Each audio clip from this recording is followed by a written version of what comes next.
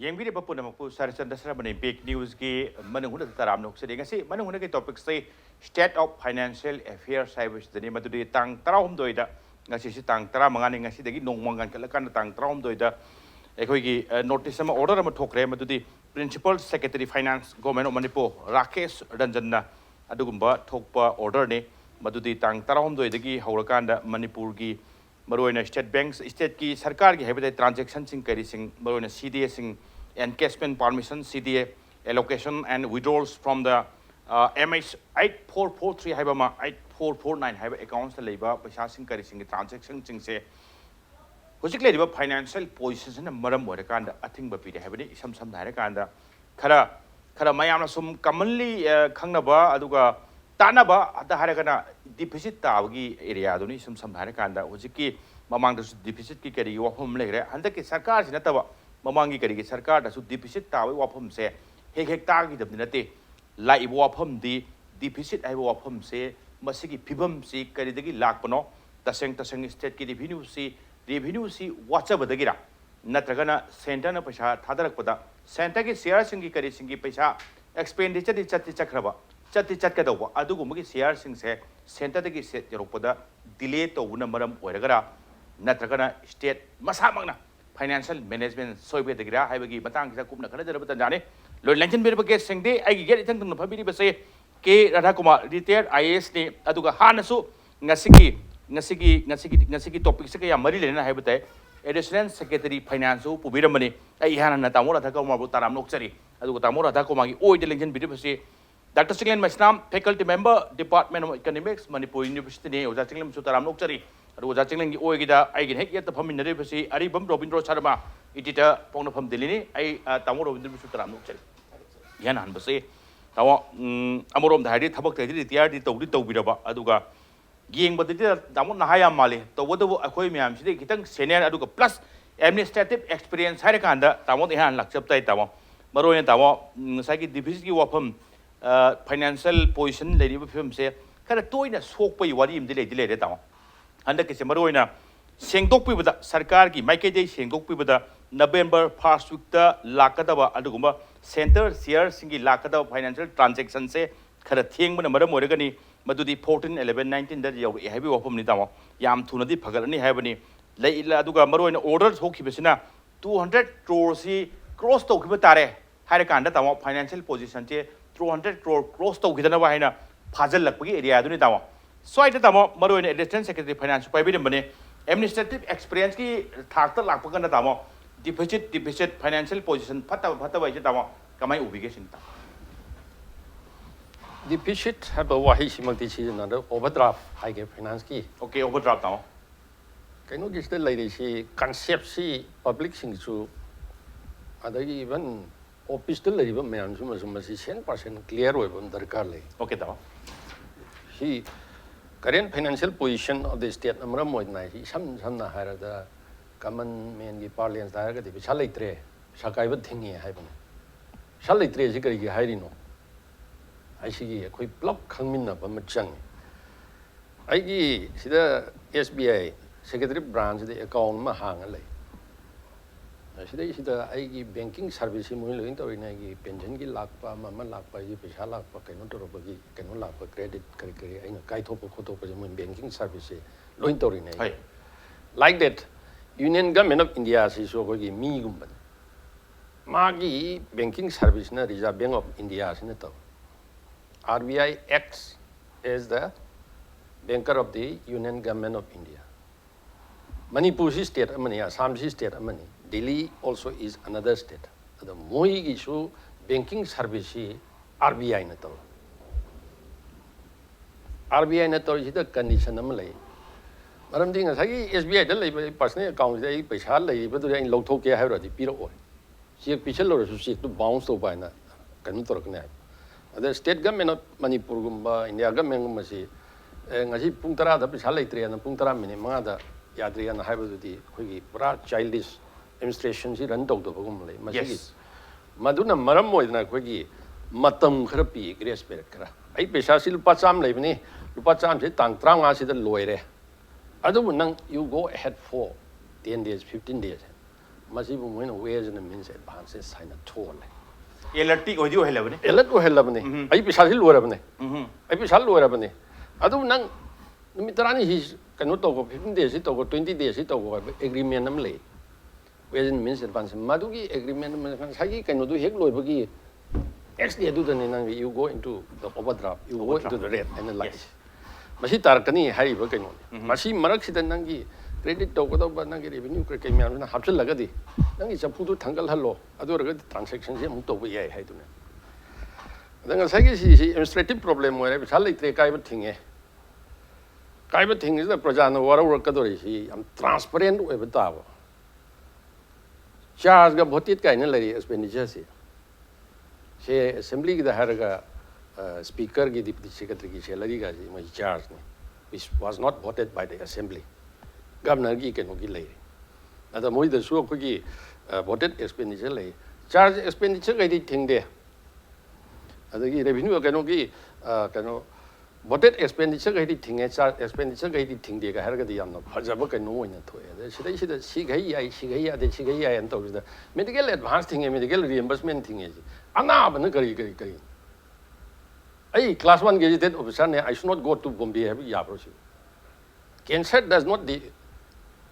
differentiate class 1 gazetted officer ne class 4 employee ne na khang di hariba medical advance thing gale medical reimbursement thing ni kai ji asopam ne dagi salary ngam ta thadu lakh ama muk mi employee lakh ama lai bi salary sing thing to contractor ri ba kai myam ji contractor am ne employee to ri ba kai no myam ji nung suri ba lengoi chami ba labor force mayam ma piri ni ado ma di mi na trabra ana kitang transparent oina thingi ba khuting sida kaino tong na chathaba du na phai han khal le ai dinga sai kaino se maram di as an administrative measure oina ma si tawdore maram di masi ngasi ngarang da gi nati pali ba sarkar mang di overdraft ai dum ta da na la abne overdraft mai sin khabar gi headline kari ne overdraft hang re to lo kai bi yare ai adra masi gi sil la pa da regulate to bu sida kitang uniform de khara democratically regulate to ra di public ni appreciate to bi helakani khale maram di Bombay da layang ba chali ba bela da chali ba aims da chali ba nuai ai phadran japanati wati da chali som da ngamdre som da yong loin ta le marketing chatpanati shopping chatpanati ana ba singa ta na te chali si ada gi ana ba chena ba ani gum su chalam ba ye moi du lei ru do ri ni cha ru do ri ni ma si gum ma yam si da thinga ga sonna kan na da di tolop lo bu ngak ta noi hingo koi di mi na trabra ka hai ba gi kainogi reaction si public tagi he thorakani adran thing basida ben to basida masi coverage kitang democratic oi basi kitang phajagadra ina idi khalle best suggestion hai bataye marum dhairadi madudi kitang democratic oi ba aduga transparency ma maintain to transparency ma aduga tasengumukti sarkar da RBI gi site ke di khangalak paise khangalak budi nate hanan already ngai tamu alert ki section ba yare he swaida regulate to ko horo Pibam seng ko semjau lo hai bagi area am di PTP grabani adu ka to go marudi ngai sai gi tolop salary ki kari gi pot adagi wafum da contractor ki su maroi na thika to bune na khoi yam lai di ba du thika to ba nu pa du gi sen du kai ka anda magi mathang indirectly tawo thawak pi mayam sing du chu moi su dum moi gi su chakhau ni sam na re ka anda loi na bak ta loi impact pi bani aduna swai se khara kitang democratic oiba mong da ta honingi transparency maintain ta honingi at the same time gap am di alert hai di kitang section lo hai bi area am leidimna section hauna na ba khong thang khara di paikhat pa su chungbani hai bi area du ja chinglen maroina lai se state of financial affairs ki matang lak kan overdraft se adum di toina ta wa pham ni karim kan da hek swai law ba hang du e hai bi nungai ba gi am su dun phau di phau ba karim kan da aduga oja ja chinglen hojik ki tamola thakuman thambik se transparency aduga kitang democratic oiba lambi am da maswai se thengna tab di yaro financial position phatre se not only Manipur khakta nate atop state chu thok tab nate sarkar amana bu pai ge payo amana bu pai ge payo tawadabu transparency leina ta honingi aduga prioritize hai tai maroina anaba gi kari gi matang sing du su mi gi yengda yadan chatlimni anaba se chaning pote anaba chatpai se anaba purama pan chapai se amarom da hairadi matam sumang dorimni mi sumang dorimni sam hare kanda haidi thabak tau phangoi doni man talama paisa du su punjalaga anaba sendaram talroi doni Ujasingnan swai se maroina as a economics kamai ubi aduga maswai section lagadi thon da ya bani kai nai bining bra natragana period of amadilari 10 to 15 days gumbagi swai di section ba ro hai bagi alert am di pdp ram ni sub section lo hai dana swai da hek section bang amuk da dana overdraft tar im ni section by sta Chinglen sin da ba hek tab su yoro bra adum hai ni gai pa ga do ba okay tar am ni adum ba film ne bus like hojiti section mi pham adagi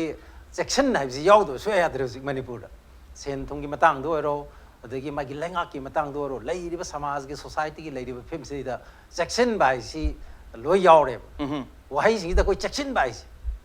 aduna koi gi masi gi alert oina lai bai si si su oi masi warning sign ma la e hai ba gi madu gi madai do koi alertness madu darkar lai hai bane ada hojik aina Manipur da ubam le koi matam amadadi OD hai bise OD hai bisi magi drug addiction da koi overdose oi bise ma overdose oi da wonder bise suwen uram mane collapse tawra lai ba ada hojiti drug addiction pau ga su ta gi overdose ga si hapet koi gi tha me manu ani manu da hapet ka jum pau si taram gadra hojiti kaya ma si lekai da koi gi matam da taram ba sang du ta gi dre ada hojik OD harga di hojik mayam khangna disi angang mono khangi si overdraft ne khalle hojik overdraft bai si OD hari overdraft Manipur da overdose letre hojik overdose leitre overdose gi laina adugum mani si overdose laina ni tamar da kan da hojik heavy do madu overdose gi laina adugum mani magi ways and the means advances lei bedu ki chang du gi hendin na tor akan da magi normal lei ba special wina lei ba chang du gi hendur akan da ne ba ngasai gi mai overdose da dan wan da duisi adune koi mamangi handaki chahi sigi khwaidigi hena nuaitaba pau haitare sentungi film da RBI na magi ICU da hanadagi koi anabo ina pusan na leiraba Manipur sentungi film sida maduda koi magi ventilator du satokri ne matam khra koi ventilator satopani koi overdraft ta dana matam khra ben tori du RBI na madu koi nadra leiraba anabase masdagi ventilator satopagu mane ne noni leiraga mahapchale hauji koi ju leirisi ICU de ne badum leirisi hauji koi ICU da gi disaster tri Manipur gi sentung gi film si hauji disaster ti ICU de hauji su dum ma ana boy na yam critical condition da critical care daka lai na dum lai de masigi maram mayam lai be ai ada aino ji uzabana ngasi ngarang local ai ba magi sigi transaction da ban hai tar matam da koi ban blockade koi yam le mi blockade hai ga koi ching da indefinite economic blockade mapung da tawram base hojiti Manipur si blockade free ore kan koi nungai na hojik hainari si hoi blockade ti ta gi tre chume ado blockade kumba ban gumba ji mu hojik transaction da to bu ji nu tare chen thung gi haidi maming ji all lak pa aduna leiriba ana ba gi chang ji phamchen na re ji koi dum tae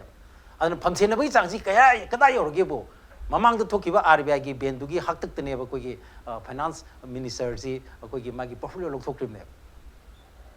idea madu state si koi gi handaki sahi gi di madu su pau mane ba big news oi khrim ne aduna hojik lady si madu gi film du da gi hojik su madai du da gi koi fagat pa leitri aduna fagat pa leita ba state da mamang da thoki ba overdraft ki thoki ba gi laiyong du magi madu gi du moi nenaram gani ain khan ba manung da nenaram gani neina ba du da koi gi non plan revenue expenditure gum sa masi control to da bi da madai du da koi gi khra sa chi to gi ba adagi mo magi manung gi ba koi gi magi day to day ki transactions financial transactions day to day ki nuti numit kuding ki magi balance ki film se kamai tore adagi treasury ki magi balance ki sang se kadai wok kadai yore ade misti hendu ki kadar di kamai toni haidana masigi minus plus ki hot pa kambu masoi ni yarong ani experts in yarong bayai magi officials in yarong bayai mamdi magi portfolio su jidi simisar pair ni na khrang ga dai da khut haram gani na khalle aduna madu uba matam sidai da masigi hairiba yamna chawba sinma mama or kadori ba magi sigi pending bill gumbase masais da masida ko gi hangdok tana haitare masida koi ben ta hodra boidi masina marmoidana magi treasury gi hojik lairiba magi health of the state ki magi exchequer treasury gi mongsi magi masaji phattabanina masina marmoidana hen lokthok ki tar boidi maduna marmoida collapse hodana han gi mu RBI gi penalty fang gi mu lakadra ina adai du gi madai du ko gi sarkar na section warep oina lobo orang ngani section warep hai tare ni sinamu ko atugi madugi awareness to madu to bo orang ngani ꯑꯗꯨꯕꯨ ꯍꯧꯖꯤꯛꯀꯤ ꯇꯥꯃꯣꯅ ꯍꯥꯏꯕꯁꯤꯗ ꯆꯨꯝꯕ ꯑꯃ ꯂꯩꯔꯗꯤ ꯀꯔꯤꯅꯣꯗ ꯑꯩꯈꯣꯏ ꯃꯁꯤꯗꯩꯗ ꯈꯔꯈꯩ transparent ꯑꯣꯏꯕꯒꯤ ꯋꯥꯁꯦ ꯇ꯭ꯔꯥꯟꯁꯄꯔꯦꯟꯁꯤꯒꯤ ꯃꯇꯥꯡꯁꯤꯗꯅꯤ ꯑꯩꯈꯣꯏꯅ ꯌꯥꯝ ꯂꯨꯔꯛꯏꯁꯦ ꯅꯥꯒꯥꯒꯤ ꯐ꯭ꯔꯦꯝꯋꯥꯔꯛꯀꯤ ꯑꯣꯏꯔꯣ ꯑꯗꯒꯤ ꯁꯤꯒꯤ ꯄꯤꯁ ꯇꯣꯛꯀꯤ ꯑꯣꯏꯔꯣ ꯇ꯭ꯔꯥꯟꯁꯄꯔꯦꯟꯁꯤꯁꯦ ꯑꯩꯈꯣꯏ ꯃꯁ꯭ꯋꯥꯏꯗ ꯇ꯭ꯔꯥꯟꯁꯄꯔꯦꯟꯁꯤꯒꯤ ꯔꯨꯝꯁꯦ ꯂꯩꯇꯕꯗꯧꯅ ꯇꯧꯔꯤꯁꯦ ꯆꯞ ꯃꯥꯟꯅꯅ ꯁ꯭ꯇꯦꯠꯀꯤ ꯐꯥꯏꯅꯥꯟꯁꯇꯁꯨ ꯃꯗꯨꯒꯤ ꯐꯤꯕꯝꯁꯤ ꯂꯩꯌꯦꯕ ꯑꯗꯨꯅ ꯑꯩꯅ ꯃꯃꯥꯡꯗꯁꯨ ꯌꯥꯝ ꯇꯣꯏꯅ ꯄꯟꯖꯩ ꯃꯃꯥꯡꯗ ꯑꯩ ꯌꯥꯝ ꯇꯣꯏꯅ ꯄꯟꯖꯩ ꯀꯩꯅꯣꯗ ꯁ꯭ꯇꯦꯠ ꯒꯚꯔꯟꯃꯦꯟ ꯑꯅꯧꯕ ꯁ꯭ꯇꯦꯠ ꯒꯚꯔꯟꯃꯦꯟ ꯑꯃ ꯍꯥꯏꯗꯤ ꯑꯅꯧꯕ ꯂꯩꯉꯥꯛ ꯑꯃ ꯂꯥꯛꯑꯕ ꯍꯥꯟꯅꯒꯤ ꯄꯥꯔꯇꯤꯗꯨ ꯅꯠꯇꯕ ꯑꯅꯧꯕ ꯄꯥꯔꯇꯤ ꯑꯃ ꯄꯥꯏꯔꯕ ꯑꯗꯨ ꯑꯣꯏꯔꯒꯗꯤ ꯃꯥꯒꯤ ꯏꯍꯥꯟ ꯍꯥꯟꯕ ꯊꯕꯛꯁꯦ ꯀꯩꯗꯧꯒꯦꯕꯨ ꯁ꯭ꯇꯦꯠꯇꯨꯒꯤ ꯂꯩꯔꯤꯕ ꯃꯥꯒꯤ ꯐꯥꯏꯅꯥꯟꯁꯤꯌꯦꯜꯒꯤ ꯍꯦꯜꯊ ꯑꯗꯨꯒ ꯁ꯭ꯇꯦꯠꯇꯨꯒꯤ ꯂꯩꯔꯤꯕ ꯃꯥꯒꯤ ꯏꯀꯣꯅꯣꯃꯤꯒꯤ ꯁ꯭ꯇꯦꯇꯁꯁꯦ ꯐꯥꯏꯅꯥꯟꯁꯤꯌꯦꯜꯒꯤ ꯁ꯭ꯇꯦꯇꯁꯁꯦ ꯃꯁꯤꯗ ꯌꯨꯝꯐꯝ ꯑꯣꯏꯔꯒ ꯁꯔꯀꯥꯔꯅ ꯂꯩꯉꯥꯛꯇꯨꯅ ꯃꯥꯒꯤ ꯍ꯭ꯋꯥꯏꯠ ꯄꯦꯄꯔꯁꯦ ꯍꯦꯛ ꯄꯨꯊꯣꯛꯑꯦ ꯇ꯭ꯔꯤꯄꯨꯔꯥꯗ ꯄꯨꯊꯣꯛꯏ ꯑꯁꯥꯝꯗ ꯄꯨꯊꯣꯛꯏ ꯉꯔꯥꯡ ꯅꯍꯥꯟꯗ ꯑꯩꯈꯣꯏ ꯑꯟꯙ꯭ꯔ ꯄ꯭ꯔꯗꯦꯁꯁꯤ ꯖꯨꯂꯥꯏꯒꯤ ꯇꯥꯡ 10ꯗ ꯑꯣꯏꯔꯝꯒꯅꯤ ꯃꯈꯣꯏꯒꯤꯁꯨ ꯁ꯭ꯇꯦꯠꯀꯤ ꯃꯥꯒꯤ ꯐꯥꯏꯅꯥꯟꯁꯀꯤ ꯍ꯭ꯋꯥꯏꯠ ꯄꯦꯄꯔ ꯄꯨꯊꯣꯛꯏ ꯀꯦꯔꯂꯥ ꯄꯨꯊꯣꯛꯏ ꯑꯗꯒꯤ ꯍꯔꯤꯌꯥꯅꯥ ꯄꯨꯊꯣꯛꯏ ꯑꯇꯩ ꯁ꯭ꯇꯦꯠꯁꯤꯡꯁꯤ ꯍ꯭ꯋꯥꯏꯠ ꯄꯦꯄꯔꯁꯤ ꯂꯣꯏ ꯄꯨꯊꯣꯛꯑꯦ ꯑꯗ ꯍ꯭ꯋꯥꯏꯠ ꯄꯦꯄꯔ ꯄꯨꯊꯣꯛꯄꯒꯤ ꯀꯥꯟꯅꯕꯁꯤꯅ ꯀꯩꯗꯧꯔꯒꯦꯗ ꯃꯥꯒꯤ ꯂꯩꯔꯤꯕ ꯑꯅꯥꯕ ꯍꯦꯟꯖꯜꯂꯛꯏꯕ ꯐꯤꯕꯝꯁꯦ ꯃꯁꯤ ꯀꯔꯝꯍꯥꯏꯅ ꯇꯧꯗꯅ ꯃꯁꯤꯒꯤ ꯂꯥꯏꯑꯣꯡꯁꯤꯅ ꯀꯔꯤꯅꯣ ꯑꯗꯒꯤ ꯃꯁꯤꯒꯤ ꯑꯅꯥꯕꯁꯦ ꯀꯩꯗꯧꯔꯒꯗꯤ ꯑꯩꯈꯣꯏ ꯃꯁꯤ ꯀꯣꯛꯀꯅꯤ ꯍꯥꯏꯕꯒꯤ ꯃꯥꯒꯤ ꯁꯖꯦꯁꯟ ꯌꯥꯎꯅ ꯃꯁꯤ ꯃꯤꯌꯥꯝꯗ ꯊꯝꯃꯦꯕ ꯄꯥꯕ꯭ꯂꯤꯛꯀꯤ ꯗꯣꯃꯦꯟꯗ ꯊꯝꯃꯦꯕ ꯑꯗꯨ ꯃꯅꯤꯄꯨꯔꯗꯗꯤ ꯌꯥꯝ ꯂꯥꯏꯕꯛ ꯊꯤꯔꯤꯁꯤꯅ ꯀꯔꯝꯍꯥꯏꯅ ꯇꯧꯔꯒꯦꯗ ꯍꯧꯖꯤꯛ ꯐꯥꯎꯕꯗ ꯑꯩꯈꯣꯏꯒꯤ ꯁ꯭ꯇꯦꯠꯁꯤꯒꯤ ꯃꯥꯒꯤ ꯐꯥꯏꯅꯥꯟꯁꯤꯌꯦꯜꯒꯤ ꯃꯥꯒꯤ ꯄꯣꯖꯤꯁꯟ ꯐꯠꯇ꯭ꯔꯦꯗꯤ ꯍꯥꯏꯔꯦ ꯑꯩꯈꯣꯏ ꯂꯣꯏ ꯈꯪꯉꯦ ꯑꯗꯒꯤ ꯑꯃꯨꯛ ꯄꯣꯂꯤꯇꯤꯀꯦꯜ ꯑꯃꯨꯛ ꯀꯔꯤ ꯍꯥꯏꯅꯔꯛꯏ ꯃꯁꯤ ꯃꯃꯥꯡꯒꯤ ꯁꯔꯀꯥꯔꯒꯤ ꯃꯇꯝꯗ ꯉꯁꯥꯏꯒꯤ ꯁꯦꯟꯗꯣꯟꯁꯤꯅ ꯈ꯭ꯋꯥꯡ ꯀꯣꯏꯁꯤꯜꯂꯝꯃꯦ ꯑꯗꯨꯅ ꯁꯦꯟꯗꯣꯟꯒꯤ ꯀꯣꯝꯗ ꯄꯨꯊꯔꯝꯃꯕꯅꯤ ꯍꯥꯟꯅꯒꯤ ꯃꯃꯥꯡꯒꯤꯗꯨꯅ ꯂꯣꯏꯅ ꯇꯧꯔꯝꯕꯅꯤ ꯑꯗꯨꯅ ꯉꯁꯤ ꯑꯩꯈꯣꯏ ꯑꯋꯥꯐꯝꯗ ꯇꯥꯔꯤꯅꯦꯅ ꯑꯗꯨꯃꯥꯏꯅ ꯑꯩꯈꯣꯏ ꯄꯣꯂꯤꯇꯤꯀꯦꯜ ꯑꯃꯨꯛ ꯆꯥꯔꯖ ꯇꯧꯋꯦ ꯑꯗꯨ ꯑꯣꯏꯔꯒꯗꯤ ꯃꯗꯨ ꯖꯁꯇꯤꯐꯤꯀꯦꯁꯟꯗꯨ ꯄꯤꯒꯦ ꯍꯥꯏ ꯇꯥꯔꯕꯣꯏꯗꯤ ꯑꯗꯨ ꯑꯣꯏꯔꯒꯗꯤ ꯑꯩꯈꯣꯏꯅ ꯁ꯭ꯇꯦꯠꯀꯤ ꯑꯣꯏꯖꯕ ꯍ꯭ꯋꯥꯏꯠ ꯄꯦꯄꯔ ꯑꯃꯗꯤ ꯄꯨꯊꯣꯛꯐꯝ ꯊꯣꯛꯑꯦꯕ ꯑꯩꯈꯣꯏꯅ ꯂꯩꯔꯤꯕ ꯄꯣꯖꯤꯁꯟꯁꯤ ꯁꯤꯅꯤ ꯑꯗꯨꯒ ꯍꯥꯏꯔꯤꯕ ꯍ꯭ꯋꯥꯏꯠ ꯄꯦꯄꯔꯒꯤ ꯂꯩꯔꯤꯕ ꯃꯥꯒꯤ ꯁ꯭ꯇꯦꯇꯁꯀꯤ ꯔꯤꯄꯣꯔꯠꯇꯨꯗ ꯌꯨꯝꯐꯝ ꯑꯣꯏꯔꯀꯥꯟꯗ ꯑꯩꯈꯣꯏꯅ ꯁꯦꯟꯇꯔꯗꯁꯨ ꯑꯗꯨꯋꯥꯏꯗꯨꯅ ꯑꯩꯈꯣꯏꯅ ꯒꯣ ꯇꯨ ꯗꯦꯜꯂꯤ ꯍꯥꯏꯔꯛꯏꯁꯦ ꯁꯦꯟꯇꯔꯗ ꯃꯗꯨꯒꯤ ꯊꯣꯡ ꯊꯤꯟꯗꯅ ꯑꯩꯈꯣꯏꯒꯤ ꯂꯩꯔꯤꯕ ꯐꯤꯕꯝꯁꯦ ꯁꯤꯅꯤ ꯃꯃꯥꯡꯒꯤ ꯂꯩꯉꯥꯛꯀꯤ ꯃꯇꯝꯗꯁꯨ ꯃꯥꯒꯤ ꯑꯦꯀꯨꯃꯨꯂꯦꯇꯦꯗ ꯑꯣꯏꯅ ꯃꯊꯪ ꯆꯍꯤ ꯈꯨꯗꯤꯡꯒꯤ ꯃꯥꯒꯤ ꯇꯣꯟꯁꯤꯜꯂꯝꯕ ꯄꯩꯁꯥꯁꯤꯒꯤ ꯆꯥꯡꯁꯦ ꯃꯁꯤ ꯀꯔꯣꯔ 9,000 ꯌꯧꯔꯦ 9,000 ꯌꯧꯔꯦ ꯑꯗꯨꯅ ꯍꯧꯖꯤꯛꯇꯤ ꯀꯔꯣꯔ 10,000 ꯍꯦꯟꯗꯣꯔꯛꯀꯗꯣꯔꯦ ꯑꯗꯨꯅ ꯃꯁꯤꯒꯤꯁꯦ ꯋꯥꯟ ꯇꯥꯏꯝ ꯑꯩꯈꯣꯏ ꯃꯁꯤ ꯀꯣꯞꯄꯤꯗꯅ इकोनॉमिक पैकेज नत्रगा मागी फिजिकल की पैकेज अमा कोई पीद्रबोदी होजिकी एक एसी करिगी गेटवे नी हारिबो खोलिबो मयाम से मसिगी बिग ड्रीम अदु इल प्रिपरेशन अदुना मदु तौदना कोई फिल्म जे याम काम खोंग चाइबे फिल्म मतागा दोरे हादना मागी अखनब सेंथुंगी मागी पैकेज अमा नीनबो होनगदमनी लौननब मुन्ननब होनगदमने अदो इकोनॉमिक पैकेज लोबई मोता अदगी पिरकदोसु माले कोइन खलमबदे अनौब लैंगाक लाबनीना कोइसे सुजो छोइदना हानगी लेरिबा फिल्म जेदे कोई खर फगलकादा असेदिन लानीना कोइ गायबने अदा असेदिन जी ngai khidra la roi da ma boina asidin ngai be mota economic package lak pai mota hujikti kaino koi security ki package oi lak bam tore manipur gi security ki package di matamam da di koi gi senthung gi package mak lak tra bokta mantri ge se toin to la mani center gi ada hujikti chumra la amra khang de tiang kumba jet kumba ngak to oi laksal lak pa sibai ko moina laksal lai je ona trainer oi laksal lai hujikti aduna aina panjaning di manipur gi hujik lai riba senthung gi film sa masi mapung oina ko state ki manung gi ojaba magi financial gi magi mismanagement indiscipline fiscal indiscipline aduga lonan magi lack of transparency adugi magi accountability adugi matak to the center gi magi state ka center ga lainaba fiscal gi relation aduga financial gi relation sida yamna chawa paradigm shift malakpa hairiba laiba paradigm shift sa masi state manipur gumba state ki magi friendly oidaba state friendly oidaba aduna maram oiduna akoi dingasi suk sathi ba film da koi taribani aduna hojik leiriba manipur gi film je hojik ngasi maki problem budina te mase koi kum laina dongna narba anaba amdi oraga la abane ba adu kum laina dongna narba anaba se ngasi di ICU yo hre tolong ngasi ngarang gi laina dina te kuiraba laina ni tawadu laina sigi layong se aduga layong se kamaina phangada gi haibagi chap chaba hidak to hojipok to diagnose to daba mali chap chaba hidak maming khangdriba mali haibe area ni tawro bidro maroina tawro da koman thambigi se overdraft se marona maswai se tasengomukti nungai taba di pau ni tawadabu newspaper ki headlines ni haibni tamo traum doi da thokre order se tamo headlines kabi hibra aduga amana tamo maroina ngasai gi oja singlen thambiri se hanagi mamangi tamo overdraft ma leikre ko tamo overdraft ma yamna charang na ba overdraft leikre tamo adoi charang na ba aduga inquiry committee ka pham gi overdraft yamdi asomda chengel lagum chi tawadabu tamo mamangi overdraft ki ICU da thamubadu ICU da gi inthora discharge to budina taba general wato hongjan da ngairi kitang sor hondo ke torpo da mu ICU dong pusing ge warni hojik lei film se yabi ningbra manipur da blockade national highway da to blockade to di ta khidre to bodu financial transaction di transaction ki blockade tu makti hojik phauda lokthok pada mai pakpa leitri haibni tamo lokthok pangam de haibni tamo yabining bras खबर संग अहलसिंगना हाइबसे कोई हुईना मी सिक्प पाउ नते मीना हुई सिक्प पाउनी okay अदुदा ngसाई overdraft तो पाउ ओइरपा अचौ पाउ ngसाई BJP ने लुचिंग government से लाब मतुंगदा इहान ओवरड्राफ्ट ताबसे हदकी इलेक्शन मतुंगी दुने अदुई मतुंगदा हुजि फाउ ताद्री ओवरड्राफ्ट तारे हाइद्री मरमक्ता होगी सेल काइतो काइसिंग ट्रांसैक्शन थिंगे अदु तौरे अदा तौरे हाइबदि ngarang थोई दुमाइना थोपदि दुम लेरे अदा ngसाई मसी बरुइना अखोगी लैरिबा सेनफम दुगा चटलिबा चाटिंग दुगा अनि सि चानरक्तबदैने सिगी फिबम लाइसे आइगी लेजरिबा पैसा दुगी हेदोगना चाटिंग चटखलकपा मदुना मरम ओरगा सोमना ngसाई सेंगाव हांगकपा सेंगाव दो हांगकपदो अमुक थनलहनदबा यादबनिना मदु थन नब होनबदा ngसाई अते अते म्याम पिथोकदबो फोटो म्याम दो लोय फजन थिंगनदबगी पोतुनेबा इराई लाइना अदे ngसाई तामोन ताकुई दुसु अदु असेंबने मदुना मरम ओरगा मयाम अमददि अवाब बायोकना हल्ले ngसाई एम्प्लॉई सिंग की तोलोब थिंगदे हाइबे वादनी अते अते म्याम ठेकादारी करिगी म्याम थिंगबनिना मोय मखारा थबक सुबा म्याम मा इमुनु म्याम सरा हेबे फिल्म लाइ अदो लाइसे अखोई मणिपुर से सेल थुंबे फत्ते है मैम नो खंगे हांदैनी अखोई रिसोर्स लेते हुजे गवर्नमेंट कन्ना हारिसे ममांगदा 600 कुंबा लेरमबदु हुजे 1000 crore कुंबा कलेक्शन तौब ngame हाय मोगी रेवेन्यू से हाना 600 कुंबा 500 600 खतमक लेरमबनी हुजे 1000 यौरे खरा रेवेन्यू दे खरा मकै मदु इगोल खजा हेंगा खिबदेरा इलेक्ट्रिक के खजा हेंगा खिबदेरा इगोल खजा से आई लो इगोल खजा से आई होरमनेवा अदु हेंगा खिबदे लाइब्रा बेड तगी लाइब्रा कदाय दे लाइनो 1000 दि यौरे चिम दि बसी गवर्नमेंट हाइबनी गवर्नमेंट क्लेम तौबनी यौरमने खले अदो स्वाई सिंग नतना अतै मयाम अमदि सेंटर दगी थादर को पैसा दु चलाई बने सेंटर न पिरक को पैसा सिना चलाइबनी सेंटर याम पिरे याम फरे खितंग पिरे वारे अदना खितंग पिहंदना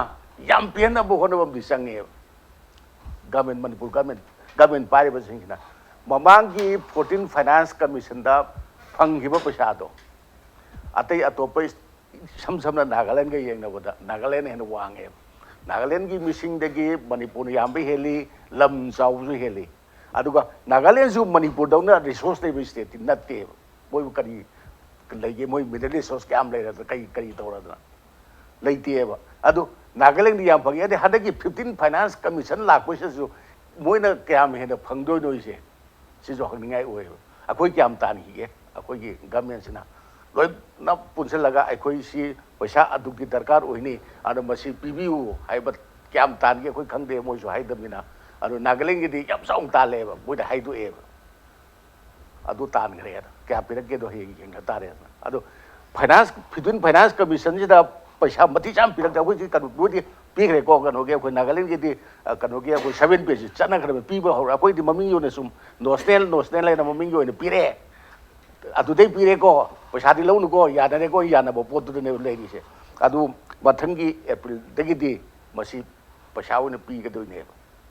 अदु हुसिगी 15 फाइनेंस कमीशन दुदा फंड मतिक चाना अखोगी अवार्ड हाइताय 15 फाइनेंस कमीशन की अवार्ड से मतिक चाना लाक्तगदि गवर्नमेंट सि तोलोब फुनब होनबदा अमुक हेना वादना ngसागी तोलोब न पावोइबे फिल्म से अमुकसु लाक्पया फिल्म से लेइरि अदुना स्टेट गवर्नमेंट ना सेंटर दा अखोगी पैसा याम पीननबा मतम जाना पैसा थादोंनबा से हंदकी कनो से सेंटर ना पैसा थादोगा थेंगबदगी ममांग रिसोर्स माय हाइगी गवर्नमेंट ना सेंटर की मंथली इंटाइटलमेंट थादोरकपदा खर थेंगबदगी ओवरड्राफ्ट ताबनी अदु थादोरगा याम थुनबदी ओवरड्राफ्ट तो कनो तौखिको पैसा थादोरगा अदे हुजिकी पैसा का कनो की काथो कचिन थिंगै सिसु मोय सोमदै खर थेंगकपने हाइबे मतम जान थादोंनबा adagi akhoi 15 finance commission gi matung gi ga loido bu chen December lo ga thau mari da ngai ro ne ba hu ji 14 finance commission ji loido thau mari khak da ngai ro ne ba 15 haur ga do khita ngai re ada masida loi na haran loi ra mari da 15 finance commission de Manipur award kya pi da ge ja han loi ra mari da da bu de ado go masida yam da phangak tra ga di Manipur gi sel thong gi film se amuk ge na so ka ni hai bu jain tham jani gi Tangnaba khara kaling kai yam phangi di khara phare taum karum kan da ningdon pom tu dinate thangnaba Nagaland do thangnaba hi yengal lido ain thangnaba ai makha thangba ai wang thangba du waina yengdorim ni ko adu ain chamina bada ai nak yeta mamang da tung da lep paisa dumain to duna Nagaland no khara ek phangraba khara yam phangraba mi so ko ni yami ba lam so ko na chaujari ba kari na maram moira kano akoi na pik na phangi se kai se adum ningdon di pom do ni phangi bidi yaw khram ni handak cho tholo kan da di khangani ningdon pom do re pom moira tawona da kuma lak sabje tamoi mathangi round da break lok thok charaga lak charage taw break ki matung da impact news ki man huni yeng bi ba punam ki pham da thuna putuna lak chage impact news mi yeng ta duna lebyo iram da masi break ki matung yeng bi ba punam ku am kan taram nok sare tawona da kuma lak sabse tamo maroi na husi khai bi se sarkar ki site di tamo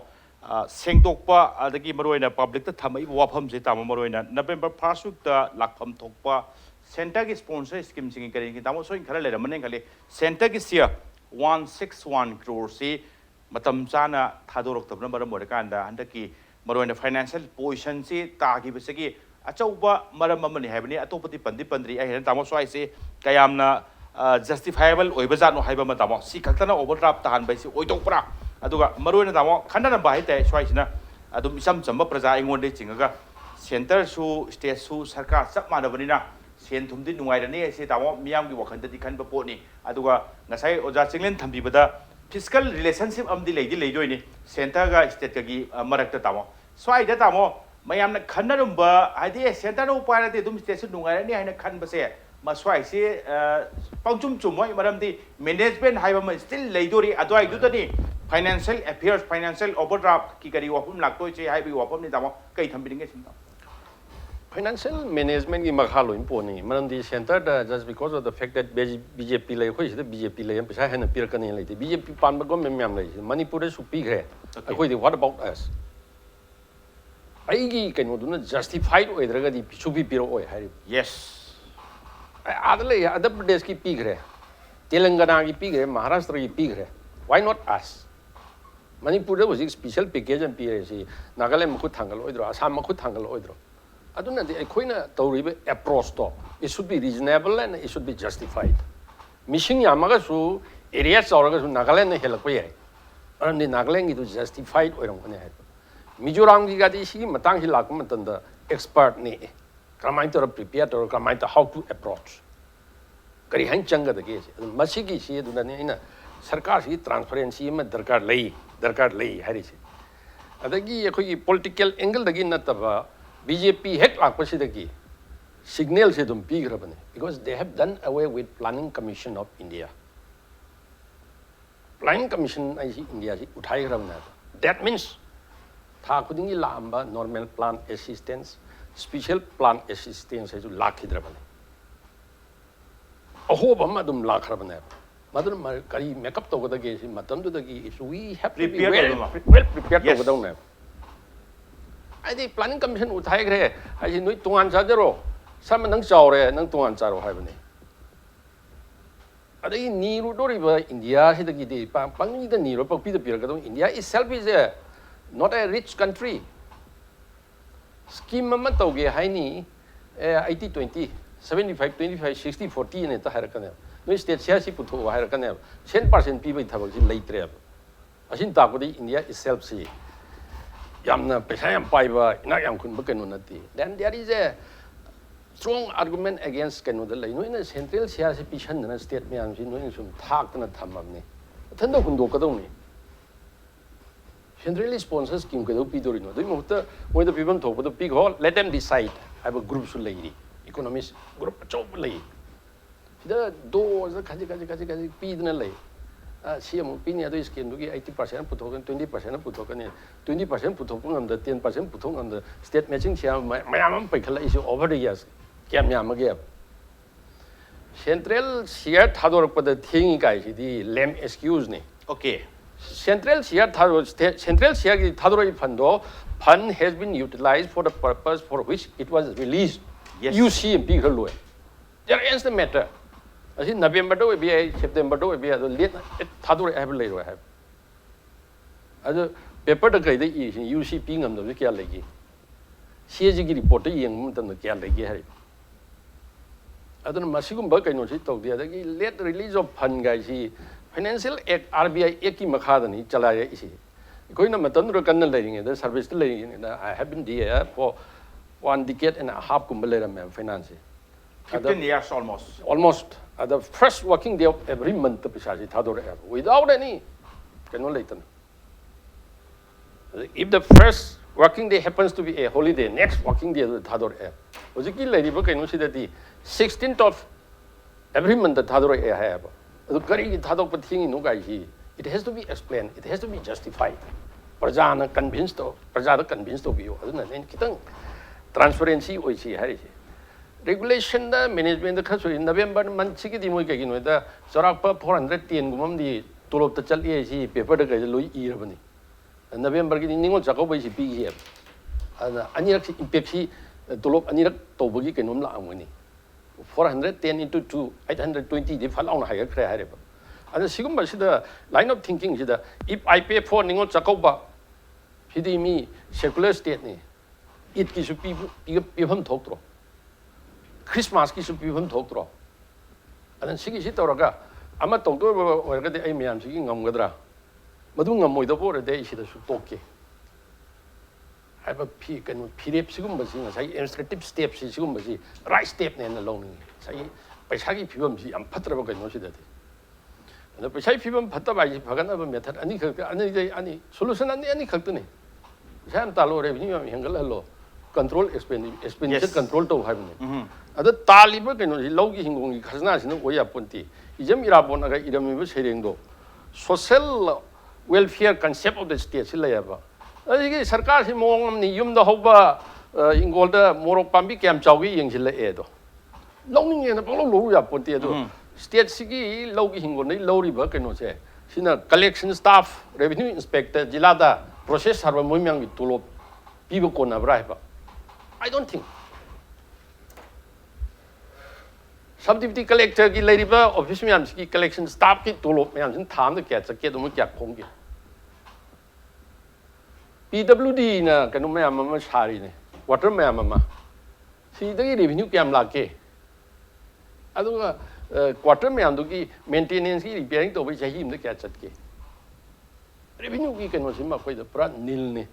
सी कनो से लाए से Betaki Belu added takes the life, but do not say 1,000 Mukiki, Yamba, 80% is the life. I think he didn't name me. The Yamsu Sataro. Welfare concept of the state.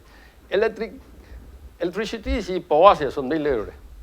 Nico the Gikari the Yama layer. Unit Amada Lupa Tarada layer, Haraga, Lupakun the Union, the Union, the tape. The Lerga Karasum Hong Pangagi, welfare concept of the state, but longing and Lubia Deb. America Community, no longer to quite a Pajaba service finish. Everything tip top. Has not it long yet.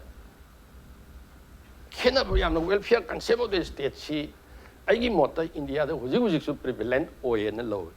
And the same is applicable to this state. Kaznaga si low work and on the tree. A quickie cinema short text was if this in magazine, Lupatruni. Sinegoes the low work and on the table. Mapu proprietary say him the butter over she revised over. Butter was he was a down moment Pandravanabo. I don't know, revenue pill and Paktopa enhanced over Superior, longing in a low way at the theatre. I petrol chicken with the Queen, they can see the Lakini. Trade diversion, Nagaland, the Leuni, Mizoram, the Leuni. I'm delicate with a port name, Sigi lady Bucanos. And the sarcasm, I'm transparent with the Kalai. As I in Mizoram with the Gadi, expert in Edumana. Economist, I'm lazy. You the guy, you still the lady, Miams. What in the sheet of Dore and Matana? Good concrete suggestions in Pirapaya through paper, through such type of discussions. ꯃꯁꯤ ꯃꯌꯥꯝꯁꯤ ꯔꯤꯁꯦꯞꯇꯤꯞ ꯑꯣꯏꯔꯒꯗꯤ ꯑꯗꯨꯒ ꯄꯣꯠꯇꯨ ꯖꯁꯇꯤꯐꯥꯏꯠ ꯑꯣꯏꯅꯕ ꯄꯤꯍꯧꯕ ꯑꯃ ꯆꯪꯏ transparency ꯑꯁꯤ ꯁꯔꯀꯥꯔꯅ ꯇꯧꯔꯤꯗꯣ ꯑꯩꯈꯣꯏꯒꯤꯗꯪ ꯑꯩꯈꯣꯏꯁꯨ ꯈꯪꯍꯜꯂꯨ ꯍꯥꯏꯕ ꯈꯛꯀꯤ ꯅꯠꯇꯦ ꯈꯪꯕꯨ ꯈꯪꯉꯗꯤ ꯕꯦꯁ ꯁꯖꯦꯁꯟꯗꯨꯁꯨ ꯁꯤꯌꯔ ꯂꯥꯛꯀꯗꯣꯏꯅꯤ ꯁꯣꯏ ꯀꯝꯄꯜꯁꯔꯤ ꯂꯥꯛꯀꯅꯤ ꯃꯦꯟ ꯇ꯭ꯔꯥꯟꯁꯄꯦꯔꯦꯟꯁꯤ ꯂꯩꯕꯒꯤ ꯀꯥꯟꯅꯕꯁꯦ ꯀꯩꯝ ꯅꯠꯇꯦ ꯗꯤꯃꯥꯟꯁꯦ ꯄ꯭ꯔꯖꯥꯁꯤꯡꯅ ꯅꯣꯏ ꯇꯧꯔꯤꯗꯣ ꯑꯩꯈꯣꯏ ꯈꯪꯅꯤꯡꯉꯤ ꯍꯥꯏꯕ ꯈꯛꯀꯤ ꯗꯤꯃꯥꯟ ꯅꯠꯇꯦ ꯉꯁꯥꯏꯒꯤ ꯃꯔꯨꯑꯣꯏꯅ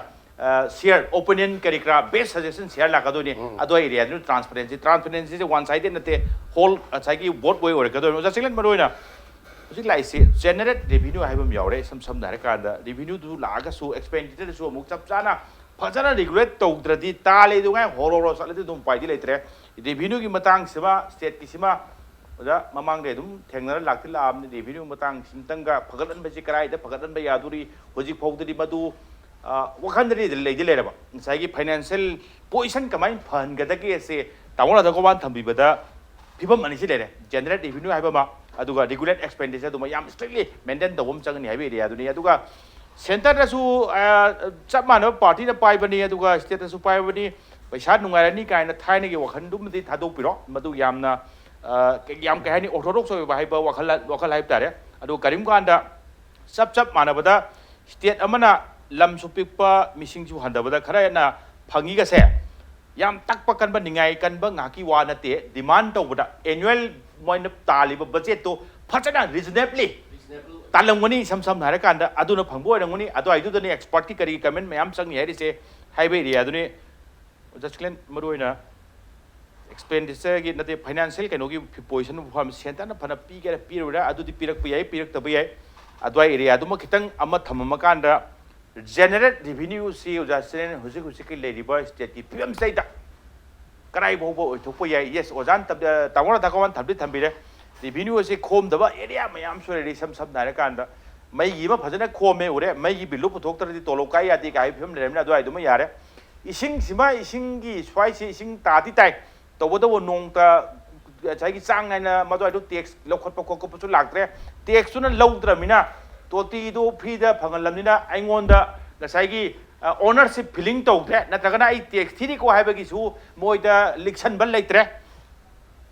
ꯇꯣꯇꯤꯗꯨꯁꯨ ꯁꯣꯔꯣꯛ ꯐꯥꯎꯕ ꯌꯥꯎꯅ ꯇꯥꯔꯛꯄꯒꯤ ꯋꯥꯔꯤꯅꯤꯀꯣ ꯑꯩ ꯍꯥꯏꯖꯩꯁꯦ ꯑꯣꯖꯥ ꯆꯤꯡꯂꯦꯟ ꯔꯦꯚꯤꯅ꯭ꯌू ꯖꯦꯅꯦꯔꯦꯠ ꯔꯦꯚꯤꯅ꯭ꯌू ꯇꯧꯕ ꯑꯣꯖꯥ ꯑꯗꯨꯒ ꯑꯦꯛꯁꯄꯦꯟꯗꯤꯆꯔ ꯔꯤꯒꯨꯂꯦꯠ ꯇꯧꯕ ꯃꯁꯤ ꯆꯥꯎꯌꯦꯡ ꯌꯦꯡꯕ ꯃꯇꯝꯗ ꯌꯥꯝ ꯐꯖꯕ ꯐ꯭ꯔꯦꯖꯅꯤ ꯍꯥꯏꯇꯥꯔꯦ ꯍꯥꯏꯗꯤ ꯔꯤꯁꯣꯔꯁ ꯍꯦꯟꯒꯠꯅꯅꯕ ꯔꯤꯚꯤꯅ꯭ꯌꯨꯁꯤ ꯖꯦꯅꯦꯔꯦꯠ ꯇꯧꯅꯅꯕ ꯀꯟꯅ ꯍꯣꯠꯅꯧ ꯁꯤ ꯑꯦꯗꯚꯥꯏꯁꯅꯦ ꯍꯥꯏꯗꯤ ꯁꯝꯅ ꯍꯥꯏꯔꯕꯗ ꯈꯔ ꯂꯥꯏꯔꯖꯕ ꯍꯥꯏꯇꯥꯔꯦ ꯂꯥꯏꯔꯖꯕ ꯃꯁꯥꯒ ꯃꯧꯒꯁꯦ ꯏꯐꯠ ꯐꯠꯇꯕ ꯂꯥꯏꯔꯕ ꯑꯝꯗ ꯅꯪ ꯍꯧꯖꯤꯛ ꯅꯁꯥ ꯐꯒꯠꯀꯦ ꯍꯥꯏꯗꯤ ꯅꯪꯒꯤ ꯐꯤꯕꯝꯁꯦ ꯁꯦꯟ ꯊꯨꯝꯒꯤ ꯐꯤꯕꯝꯁꯦ ꯍꯦꯟꯒꯠꯀꯦ ꯐꯒꯠꯍꯟꯒꯦ ꯍꯥꯏꯔꯕꯣꯏꯗꯤ ꯅꯪ ꯁꯨꯕ ꯍꯦꯟꯒꯠꯂꯣ ꯑꯗꯨꯒ ꯆꯥꯕꯗꯤ ꯍꯟꯊꯔꯣ ꯃꯁꯤꯒꯤ ꯑꯩꯈꯣꯏꯒꯤ ꯑꯦꯗꯚꯥꯏꯁ ꯃꯈꯜ ꯑꯃ ꯇꯥꯕꯁꯨ ꯌꯥꯏꯑꯕ ꯍꯥꯏꯗꯤ ꯑꯩꯈꯣꯏꯅ ꯄꯤꯔꯤꯕ ꯑꯦꯗꯚꯥꯏꯁꯁꯤ ꯃꯑꯣꯡ ꯑꯃꯗꯒꯤ ꯌꯦꯡꯕ ꯃꯇꯝꯗ ꯄꯥꯔꯁꯄꯦꯛꯇꯤꯞ ꯑꯃꯗꯒꯤ ꯌꯦꯡꯕ ꯃꯇꯝꯗꯗꯤ ꯑꯩꯈꯣꯏꯒꯤ ꯃꯌꯥꯡ ꯀꯪꯕ ꯑꯦꯅꯤꯃꯤꯛ ꯑꯣꯏꯔꯕ ꯅꯨꯄꯥꯗꯨꯗ ꯅꯪꯒꯤ ꯌꯥꯝ ꯃꯔꯨꯑꯣꯏꯕ ꯑꯦꯗꯚꯥꯏꯁꯁꯦ ꯅꯪ ꯁꯨꯕ ꯍꯦꯟꯒꯠꯍꯜꯂꯣ ꯁꯨꯕ ꯂꯦꯞꯄꯅꯨ ꯑꯗꯒꯤ ꯍꯧꯖꯤꯛ ꯁꯨꯔꯤꯕ ꯆꯥꯡꯗꯒꯤ ꯍꯦꯟꯅ ꯁꯨꯔꯣ ꯆꯥꯕꯗꯤ ꯍꯟꯊꯔꯣ ꯍꯥꯏꯕꯁꯦ ꯃꯁꯣꯝꯗ ꯂꯥꯛꯏꯕ ꯍꯧꯖꯤꯛꯀꯤ ꯏꯟꯗꯤꯌꯥꯒꯤ ꯍꯧꯖꯤꯛꯀꯤ ꯂꯩꯔꯤꯕ ꯃꯥꯒꯤ ꯀꯔꯤ ꯍꯥꯏꯅꯤ ꯁꯦꯟ ꯊꯨꯝꯒꯤ ꯁꯦꯟꯃꯤꯠꯂꯣꯟꯒꯤ ꯗꯦꯕꯂꯞꯃꯦꯟꯒꯤ ꯇ꯭ꯔꯥꯟꯖꯦꯛꯇꯔꯤꯁꯦ ꯁꯣꯝꯗ ꯑꯣꯏꯅ ꯂꯥꯛꯑꯦ ꯃꯁꯤꯕꯨ ꯑꯩꯈꯣꯏꯅ ꯀꯔꯤ ꯀꯧꯏ ꯀꯔꯤ ꯃꯇꯝꯗ ꯀꯟꯇ꯭ꯔꯦꯛꯁꯅꯔꯤ ꯅꯠꯇ꯭ꯔꯒꯅ ꯑꯩꯈꯣꯏ ꯗꯤꯐ꯭ꯂꯦꯁꯅꯔꯤ ꯄꯣꯂꯤꯁꯤ ꯀꯥꯏꯅ ꯑꯩꯈꯣꯏꯅ ꯍꯥꯏꯔꯤꯁꯦ ꯀꯩꯅꯣꯗ ꯍꯧꯖꯤꯛ ꯑꯩꯈꯣꯏꯅ ꯏꯟꯚꯦꯁꯃꯦꯟꯁꯦ ꯍꯧꯖꯤꯛ ꯌꯥꯝꯅ ꯑꯩꯈꯣꯏꯅ ꯍꯧꯖꯤꯛ ꯃꯥꯌꯣꯛꯅꯔꯤꯕꯁꯤ ꯏꯀꯣꯅꯣꯃꯤꯁꯦ ꯁ꯭ꯂꯣ ꯗꯥꯎꯟ ꯇꯧꯋꯦ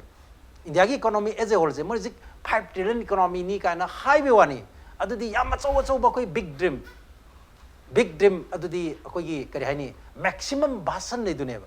ꯃꯦꯛꯁꯤꯃꯝ ꯚꯥꯁꯟ ꯃꯤꯅꯤꯃꯝ ꯑꯦꯛꯁꯟꯅꯤꯗ ꯑꯩꯈꯣꯏꯒꯤ 5 ꯇ꯭ꯔꯤꯂꯤꯌꯟ ꯏꯀꯣꯅꯣꯃꯤ ꯀꯥꯏꯁꯤ ꯀꯗꯥꯏꯗ ꯂꯥꯛꯀꯗꯣꯏꯅꯣ ꯍꯧꯖꯤꯛ ꯑꯩꯈꯣꯏ ꯍꯥꯏꯔꯤ ꯑꯗꯒꯤ ꯑꯃꯨꯛ ꯍꯥꯏ ꯑꯩꯈꯣꯏ ꯃꯃꯥꯡꯒꯤ ꯏꯂꯦꯛꯁꯟ ꯀꯦꯝꯄꯦꯟ ꯃꯇꯝꯗ ꯍꯥꯏꯗ꯭ꯔꯥ ꯑꯩꯈꯣꯏ ꯆꯍꯤꯗ ꯀꯔꯣꯔ 2ꯒꯤ ꯊꯕꯛ ꯄꯤꯒꯅꯤ ꯍꯥꯏꯗꯤ ꯑꯩꯈꯣꯏꯒꯤ ꯏꯟꯗꯤꯌꯥꯁꯤ ꯑꯟꯑꯦꯝꯄ꯭ꯂꯣꯏꯃꯦꯟꯠꯀꯤ ꯖꯣꯕ ꯂꯣꯁꯀꯤ ꯖꯣꯕꯀꯤ ꯂꯦꯁꯀꯤ ꯑꯗꯨꯒꯤ ꯁꯃस्याꯁꯤ ꯌꯥꯝ ꯆꯥꯎꯅ ꯂꯩꯕꯅꯤꯅ ꯃꯗꯨ ꯀꯣꯛꯅꯅꯕ ꯑꯩꯈꯣꯏꯒꯤ ꯂꯩꯉꯥꯛ ꯂꯥꯛꯑ ꯃꯇꯝꯗ ꯏꯟꯗꯤꯌꯥꯁꯤꯗ ꯆꯍꯤ ꯈꯨꯗꯤꯡꯒꯤ ꯀꯔꯣꯔ 2ꯒꯤ ꯑꯩꯈꯣꯏ ꯊꯕꯛꯁꯦ ꯃꯁꯤ ꯀ꯭ꯔꯤꯌꯦꯠ ꯇꯧꯅꯤ ꯍꯥꯏꯈꯤꯕꯅꯦꯕ ꯑꯗꯣ ꯍꯧꯖꯤꯛ ꯑꯩꯈꯣꯏ ꯀꯔꯤ ꯑꯣꯏꯔꯦ ꯆꯍꯤ 5ꯒꯤ ꯃꯇꯨꯡꯗꯗꯤ ꯀꯔꯤ ꯑꯣꯏꯔꯦ ꯆꯍꯤ 10ꯒꯤ ꯃꯇꯨꯡꯗꯗꯤ ꯍꯧꯖꯤꯛ ꯀꯔꯤ ꯑꯣꯏꯔꯦ ꯑꯩꯈꯣꯏꯅ ꯎꯔꯤꯁꯤ ꯃꯃꯥꯡꯁꯨ ꯑꯩꯈꯣꯏꯅ ꯅꯦꯅꯕꯗ ꯌꯥꯎꯔꯦ ꯖꯣꯕꯁꯦ ꯀꯔꯝꯕ ꯃꯈꯜꯒꯤ ꯖꯣꯕꯅꯣꯗ ꯑꯩꯈꯣꯏꯒꯤ ꯂꯝꯕꯤꯗ ꯁꯦꯜꯐ ꯏꯝꯄ꯭ꯂꯣꯏꯃꯦꯟ ꯃꯁꯥꯅ ꯃꯁꯥꯕꯨ ꯊꯕꯛ ꯄꯤꯖꯕ ꯑꯩꯈꯣꯏ ꯃꯗꯨꯅ ꯁꯔꯚꯥꯏꯚ ꯇꯧꯕꯗꯤ ꯉꯝꯕꯒꯤ ꯐꯤꯕꯝꯁꯦ ꯑꯩꯈꯣꯏ ꯎꯗꯕ ꯈꯔꯡꯈꯩ ꯑꯩꯈꯣꯏꯒꯤ ꯀꯔꯤ ꯍꯥꯏꯅꯤ ꯃꯥꯒꯤ vulnerable job haitare anytime mazi ko gi sigi films de gi mazi thoki bu suai adu ma pakora no mix ai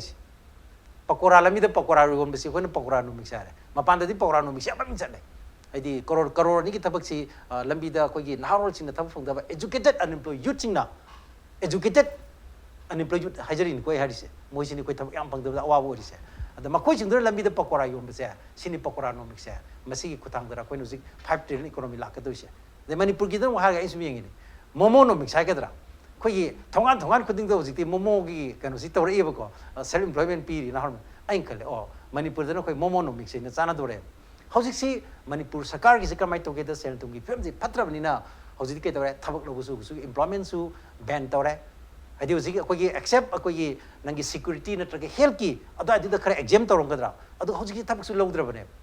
adi thabak lo dra bani ke tawre lawri ba kharasinal mu kamai tawre ngasagi contract adi gas lecture ka na tawri ji college university su gas ka tan ju lech gas ji experience su count to ba yam sing har ge masi modern slave ko mane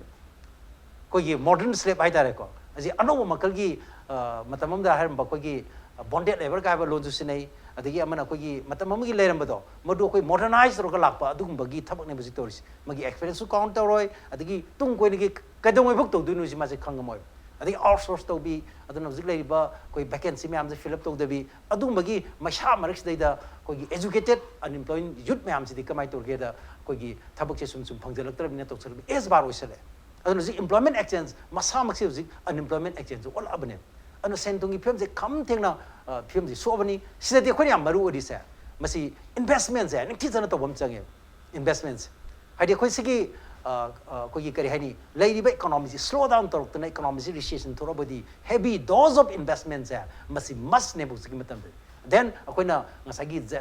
कोई centum generate तो बुई वासे सिसु सिगल लोने ना तो गदम अदा कोई दिम कुमाई तो रे आई मतलब दा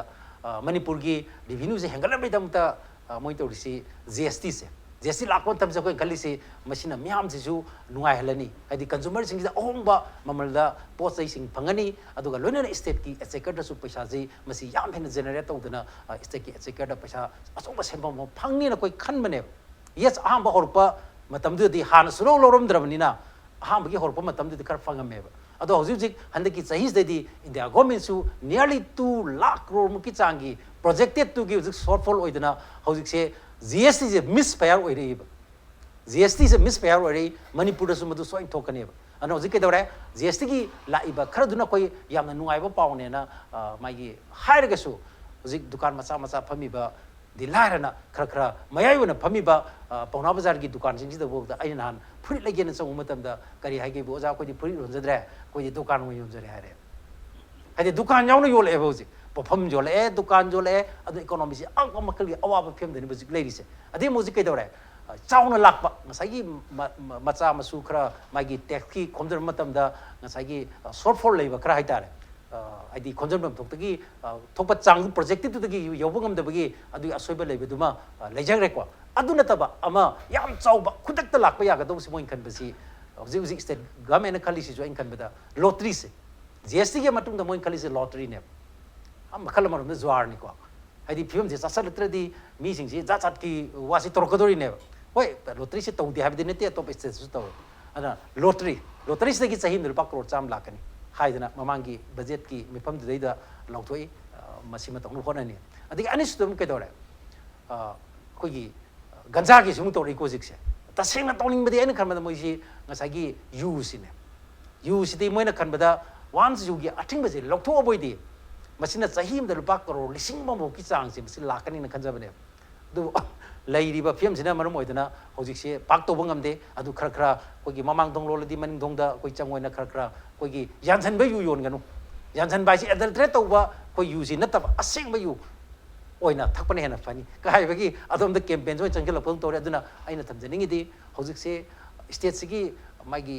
यामना शॉर्ट टर्म दा यामना अथुबिदा लाकदबा जनरेट तो याबा अदुम मकलगी मागी रेवेन्यू मोबिलाइज तो याबसे एडिशनल रेवेन्यू मोबिलाइजेशन से मसिदी हाइरिबा सिमनी लेरिबा कोई मांगदा लेरिबा सिम खर लेरे अदगी अनिसुबदा आइना हाइजनिंगमना अखोई मणिपुरदा लेरिबा कंपनीज अदि कॉर्पोरेशंस अदि कोऑपरेटिव सोसाइटीज मयाम सेदा सहीदा कोई मणिपुर सरकार in terms of crores of rupees थादरिबा अदुना सीएजी की रिपोर्ट अमगी मतुगिना 2000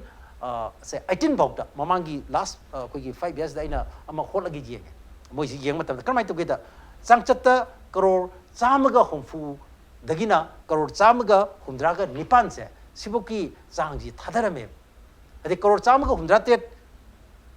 hundran pan gumani go thadar ise investment tawrise ad investment tawrise ke dong no return lak na bane investment khudi masi return lak ka doine adu return kyam lai yong ti yeng sem ko crore chamaga hundrate ka 0.57 jawre akon bagi saida investment da adu mai stai lai sina lupa lising tratuk lai earning is 16000 ai ngasi mag yeng ni ko 16000 lai lupa lising tratuk adu ne koina masai da su koina masi fajana koi monitor to investment do discourage to when have adi ai na aruba pung thogot tre have ni na moi sam dai ta samna da thabak tog dreba thabak tog dreba adu ngasai post kana ko khara masi sinare thabak tog dre aduga next time investment do tonung dre adu ai da su adi tumin le thoke be ria dune adu ani subadam ka ha hoge adu interest receipt se akoina bahar sarkar dei lori loan myam ji ki de koi sendoi piri moi de sendoi piri apote hoji manipur ki budget ki ayam basarukti security ga adige koi sendoi se le pibu ga loi chakram percentage da loi chakram ne ada akoi ki sarkar na su sendoi sadu iba apikpa sendoi da ada karmai to gida lupa crore chani ga mari samna da crore chani ga manga gum gi akoi gi mana sendoi gi magi sangdok paise da masai phangi ba sendoi gi masigi receipt se interest receipt se masai anga si yeng jabe kayam legi bo lupa lakh ta take la 70 lakhs aduna swai da koi shortfall me am lady se shortfall ban togum tog da project te gi tasengna masai da koi yobang ngam dri ba target te yobang ngam dri ba punmam si CAG na di masi identify to rei ba aduna is that government masana su masai da koi gi finance gi matang iste da zik da monso habi ri ba koi gi think tank sing tan da expert sing tan da adi mai stakeholder me am ji tan da masai da koi gi mai white paper ma sab tan yes tana bai dune transparency sang ise sam na ka da stakeholder tan bai do matam da yes tawro bindo maroina ngasai gi overall da tawgudi base india khakirate overall global keno haibe tai marom da economy slow down gi kari economy se am so loi che theng di phangwa india su khara di phajana phange madu gi mami dura center da gi lakata ba senpham sing kari sing puthokada ba senpham sing kari sing theng lakgi phibam ma laiba aduga maroina da mo ngasai gi lai wafam se ngasai gi kari heta da manipur sarkar su da mo hona ge ne khanpadi male ngasai gi generate revenue generate to matang se ngasai gi alcohol ga se dum khara hek mase legalize oi tho si kai na hairak pagi area ganja thabagi area ga lakpa su samwa kara de noma ramo hona bi mami gim di tadi tabra aduga hona bagi mami do adu ai du da kitang controversy leibani na adu ai du kitang tongan thamakan da tamoi sai gi revenue generate to bagi immediate oi ba ya ba phima mai bi dai tamo kari lege yamna luba wafam di basi si ado yengbada uti ne kari da tawra ga tawgu da gi se uti ado ngasai ge matamo ta ko gi lei gidra oja parisa da mati ma power pai matam da sel khwai da gi thokpa khwai da gi revenue lak pa kai no si power ne hai bam de har me ma mai se okay ada bai matam da ko gi loktak project ki hana isingi royalty loram batu toga 12% logs mai batam logim ni sagi loktak project na puthok pa mai tu gi 12% ko free phangi se hanana unit ta pasa manga ising sina bagi madu to khraga 12% do low bune adu to mana hai gi do adu smaina hai gi ai su thaje ada ai koi gi si tipai mu project si abanan to ro male masi jatra ga di huluraga sijo ko gi local da ti ya pote yada nam da jatra hu ni ne tu bangladesh ki team ma helicopter ga tor ga uru lai pai gi boi matung de di manam nem ta nai ki tre masi bangladesh ka yada da pri to ko male ana manipur ga me ne su matam tu da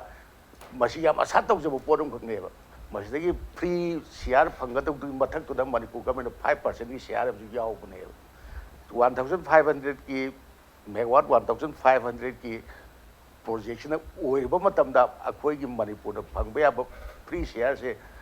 more than 100 megawatt oi ne khalle aduga plus 5% gi share dum la ku matam da akhoi gi manipur si mai surplus oi dana mai du yon ba da akhoi gi achau re video ma la ku ya ba pot ama lei maduma lei tre adagi atopa khara state na survey ga tawre khora tawpa loktak town steam project ga doyang atu ta mayam asi jo am to paika pesa le dum paika de masi paika laga di akoi kano la ka ne ba dei hu si kanna akoi gi solar game su tong ri ko solar se ai na ma pan gi sin se sum taw se khabar da sum u da unit ama puthok pada megawatt ama puthok pada lupa crore manga chang mo male crore manga se dum hai mo na megawatt ama puthok ka di crore manga megawatt tara puthok ki crore yang kai sama puthok ki crore sawa ado amtang crore sawa si invest tong ma ga di megawatt sama ba di khoi lai ni investment am di yauri ba yauri use lai amount ni ado lakado return to di mai di bai ta ngai ba tu grid ta tha ga lakado bu di ya mi dra return yam sawe ba mai jam tangi mina adagi seida paisa le tabsna maram borga khoi gi sipini sare yamna thawai yauna paijau paikat chaba je khoi gi sipini sare health kano ki khoi gi CMIST sibau ba uji berat kabul lei ri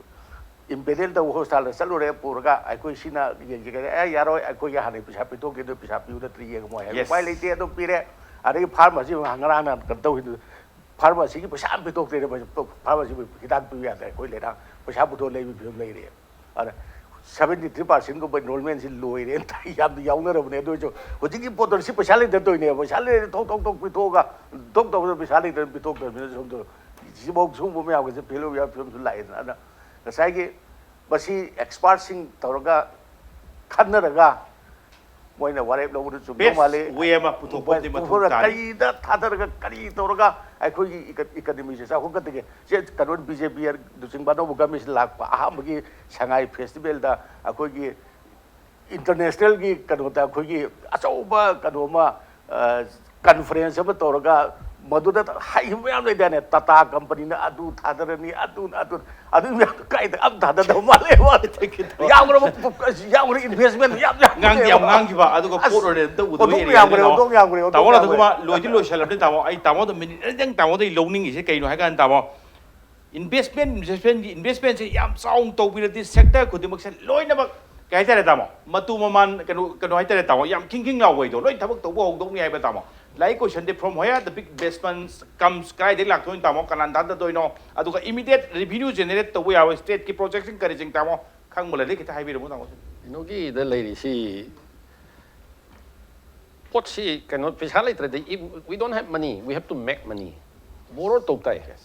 yes investment am changi ai lei tien le thoga lei tien le ya roi do lei na bo na have to make money adu kai to tai sarkar ki moi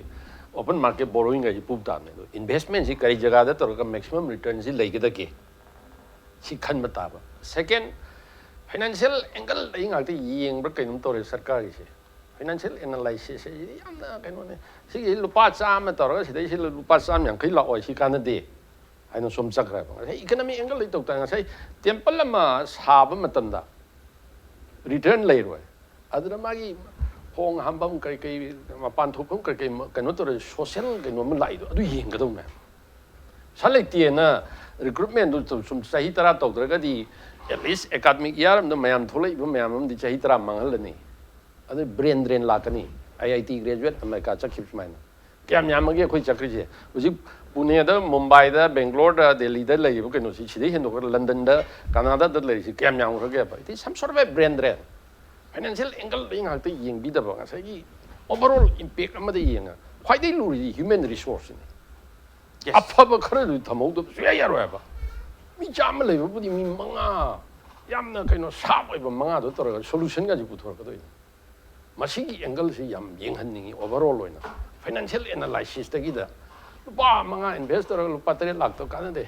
Reject it, have a geek and see angle than the saying I have social impact. I'm okay like the Adugi angle the ying the brain drain question lakani, which is more dangerous. But Shagi cannot do it and again say me of a monkey was Nihana, cannot talk an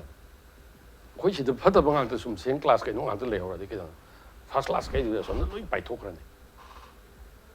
Masiki angle said the carrying, but she's young. At the Sarkan, so feasible look at prohibition, she lipped over Andre. Assembly the past away. Social reality masak khangna somda ngakta sum changchan da phani adai ganja gi si atal bihari bajpai gi matam dong lakrabani to no mahadev ga si aga by this associated with our god kind dum lakrabna sidan khara realistic approach sama da changhaning thagi tawdori si yaroi da bada sum hain lai bong dia prohibition si sarkar ne ek pass to lai assembly na but it cannot be implemented khara